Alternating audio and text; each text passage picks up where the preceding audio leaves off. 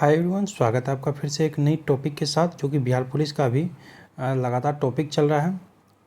तो राष्ट्रीय आय हम लोग नेशनल इनकम से देखेंगे, क्योंकि इससे भी प्रश्न 2 से 3 प्रश्न बन रहे हैं, तो हम लोग इसको भी लेकर चलेंगे। और बिना समय गंवाए आपका स्टार्ट करते हैं हम लोग पहले प्रश्न से।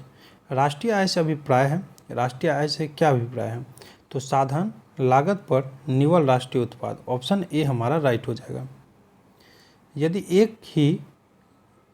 एक दी हुई समयावधि में कीमती तथा मौद्रिक आय दोनों दोगुनी हो जाए तो वास्तविक आय, तो यह जो है अपरिवर्तित रहेगा, ये चेंज नहीं होगा, ऑप्शन सी हो जाएगा।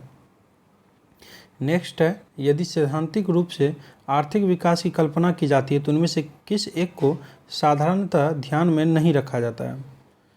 तो विश्व बैंक से वित्तीय सहायता में वृद्धि, यह ऑप्शन बी को ध्यान में नहीं रखा जाता, यानी विश्व बैंक से वित्तीय सहायता में वृद्धि को ध्यान में नहीं रखा जाता है। यह विचार कि भविष्य में भारतीय नियोजन में वस्तुओं से अधिक ध्यान व्यक्तियों पर देना चाहिए व्यक्त किया गया था, तो अमर्त्य सेन के द्वारा कहा गया था। यह अमर्त्य सेन के द्वारा था, ऑप्शन ए हो जाएगा। किसी दी गई अवधि के लिए एक देश की राष्ट्रीय आय उत्पादित अंतिम वस्तु और सेवाओं के मौद्रिक मूल्यों के बराबर होगी, ऑप्शन डी राइट हो जाएगा। नेक्स्ट चलेंगे, क्वेश्चन नंबर 6 देखते हैं। निम्नलिखित में से कौन से एक सकल घरेलू उत्पाद गणना करने की विधि नहीं है? तो राइट आंसर है हासमान लागत विधि, ऑप्शन बी राइट हो जाएगा।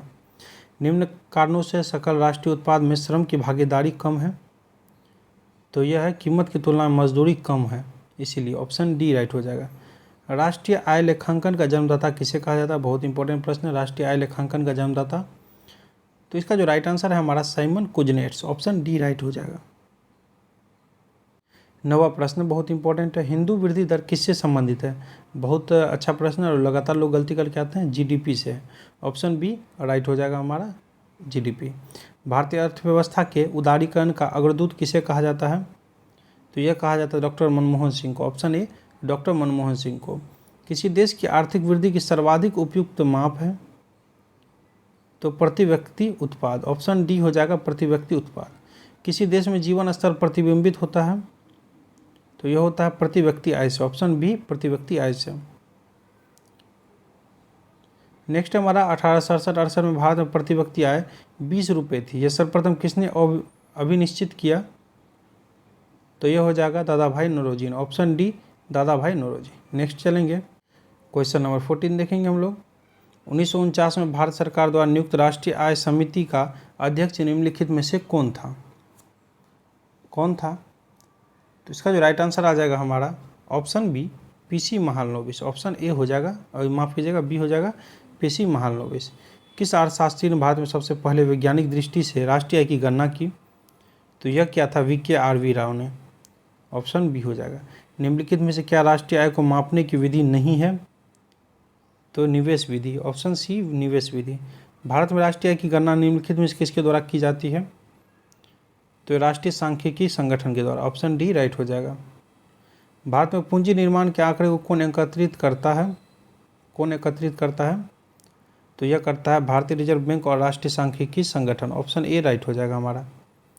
नेक्स्ट है, निम्नलिखित में से कौन राष्ट्रीय आय का अंग हो सकता है? तो स्वयं अधिकृत घर का आरोपित कर, ऑप्शन सी राइट हो जाएगा हमारा। किसी देश में आर्थिक समृद्धि अनिवार्य रूप से होगी यदि उस देश में पूंजी निर्माण होता है। क्या होता है? उस देश में पूंजी निर्माण होता है। गैर मजदूरी आय से अभिप्राय है, गैर मजदूरी आय से तो ब्याज से आय, किराए से आय और लाभ से आय, यानी सभी दिया हुआ, ऑप्शन डी राइट। नेक्स्ट चलते हैं हम लोग, क्वेश्चन नंबर 4 देखेंगे। निम्नलिखित में से कौन सा लक्षण भारतीय अर्थव्यवस्था का नहीं है? तो प्राकृतिक संसाधनों की कमी, ऑप्शन डी हो जाएगा। शुद्ध घरेलू उत्पाद NDP प्राप्त किया जाता है, NDP, तो यह प्राप्त किया जाता है सकल घरेलू उत्पाद में मूल्य ह्रास घटाकर, ऑप्शन सी राइट हो जाएगा हमारा। निम्नलिखित में से किस एक का भारत में घरेलू बचतों में सर्वाधिक हिस्सा है? तो भौतिक परिसंपत्तियों का, ऑप्शन बी हो जाएगा। भारत में बचत और पूंजी निर्माण की ऊंची दर होते हुए भी समृद्धि दर कम होने का कारण है? तो ऊंचा पूंजी या उत्पाद अनुपात, ऑप्शन डी हो जाएगा। निम्नलिखित में से किसी राष्ट्रीय आय की गणना में शामिल किया जाता है? तो यह हो जाएगा स्व उपभोग हेतु उत्पादित वस्तुएं, स्व मतलब खुद के उपभोग के हेतु जो है उत्पादित वस्तुओं। निम्नलिखित में से किस राज्य में औसत प्रति व्यक्ति आय सर्वाधिक है, बहुत पूछा गया प्रश्न है, तो हरियाणा में, ऑप्शन डी हरियाणा में। निम्नलिखित में से किस राज्य में औसत प्रति व्यक्ति आय सबसे अधिक है, तो हरियाणा में। निम्नलिखित में से कौन सा कारक आय का घटक नहीं है, तो निगम कर, ऑप्शन सी निगम कर। चलिए क्वेश्चन नंबर 29 देखेंगे हम लोग। किसी अर्थव्यवस्था में मांग निश्चित रूप से बढ़ेगी यदि प्रति व्यक्ति आय में वृद्धि हो रही हो। बिल्कुल, प्रति व्यक्ति आय अगर वृद्धि होगी तो किसी भी अर्थव्यवस्था में मांग निश्चित रूप से बढ़ेगी। एक देश की घरेलू आर्थिक सीमा में सम्मिलित होती है, क्या क्या सम्मिलित होती है वो देखते हैं। तो भौगोलिक सीमा, राजनीतिक सीमा, वायुमंडलीय सीमा और सामुद्रिक सीमा, सभी हो जाएगा उपयुक्त सभी। व्यक्तिगत आय से व्यक्तिगत प्रयोज्य आय पर पहुंचने का सूत्र है, तो व्यक्तिगत आय माइनस व्यक्तिगत कर, ऑप्शन सी हो जाएगा। उच्च बचत वाली अर्थव्यवस्था होते हुए भी किस कारण पूंजी निर्माण महत्वपूर्ण उत्पादन वृद्धि में परिणामित नहीं हो पाता, तो इसका जो राइट आंसर है उच्च पूंजी उत्पाद अनुपात, ऑप्शन बी राइट हो जाएगा हमारा।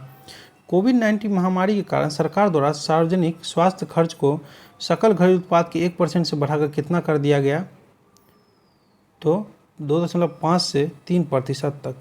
भारत की राष्ट्रीय आय का प्रमुख स्रोत क्या है, भारत की राष्ट्रीय आय का प्रमुख स्रोत बहुत इंपॉर्टेंट है, सेवा क्षेत्र। तृतीय क्षेत्र यानी सेवा क्षेत्र। प्रथम क्षेत्र हो गया हमारा कृषि क्षेत्र, द्वितीय हो गया उद्योग क्षेत्र और तृतीय हो गया सेवा क्षेत्र, यही बोल रहा है। चलिए, सकल मूल्यवर्धन की अवधारणा को किस वित्तीय वर्ष में प्रारंभ किया गया, तो 2015-16 में, ऑप्शन सी। आगे चलते हैं। 36 है कि भारत में राष्ट्रीय आय की गणना में एक प्रमुख समस्या है, तो प्रमुख समस्या है असंगठित क्षेत्र, ऑप्शन डी हो जाएगा। निम्नलिखित में से कौन मूल्यवर्धित शब्द को सही स्पष्ट करता है, तो किसी फर्म का निवल योगदान, ऑप्शन ए हो जाएगा। आगे भारत में राष्ट्रीय आय मापने का निम्नलिखित में से कौन सा सही आधार वर्ष है, तो 2011-12, ऑप्शन ए हो जाएगा। निम्नलिखित में से किस राज्य के प्रति व्यक्ति वार्षिक आय न्यूनतम है, तो बिहार, ऑप्शन ए बिहार। भारत में एक वित्त वर्ष होता है 1 अप्रैल से 31 मार्च तक, ऑप्शन ए हो जाएगा। भारत में निम्नलिखित क्षेत्रों में से कौन एक क्षेत्र बचत में सर्वाधिक योगदान करता है, तो घरेलू क्षेत्र, ऑप्शन सी घरेलू क्षेत्र।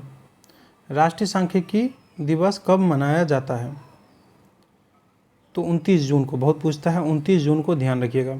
MCA 21 पहल किस मंत्रालय से संबंधित है, MCA 21, तो यह जो है कॉरपोरेट मामले के मंत्रालय के से संबंधित है, ऑप्शन बी हो जाएगा। चलिए वीडियो में इतना ही। बिहार पुलिस के अकॉर्डिंग बहुत इंपॉर्टेंट टॉपिक मैं लगातार लेकर के आ रहा हूँ। आप लोग जो है हर वीडियो को ध्यान से देखिए, नए चैनल पर नए तो सब्सक्राइब कर लीजिए, जैसे ही मैं अपलोड करूँगा आप तक पहुँच जाएगा। बाकी थैंक यू दोस्तों, पढ़ते रहिए, wish you all the best.